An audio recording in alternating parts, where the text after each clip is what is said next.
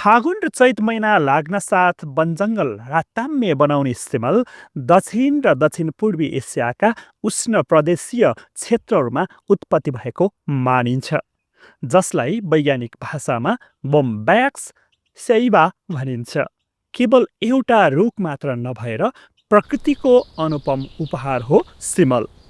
वसन्त ऋतुको आगमनसँगै पातहरू झरेर राताम्य फूलले ढकमक्क हुने यो रुख आफ्नो विशिष्ट औषधीय गुणका लागि परिचित छ, जसको जराले शरीरको कमजोरीपन हटाउन र बोक्राको रसले पेटका समस्याहरू निको पार्न मद्दत गर्दछ। नेपाली भान्सामा यसको कलिलो कोपिलाको स्वादिलो तरकारी वा अचार पनि निकै नै लोकप्रिय छ। यसको फलबाट निस्कने नरम भुवा, सिरानी र डसना बनाउन तथा यसको हलुका काठ सलाइको काटी उत्पादनमा समेत प्रयोग गरिन्छ।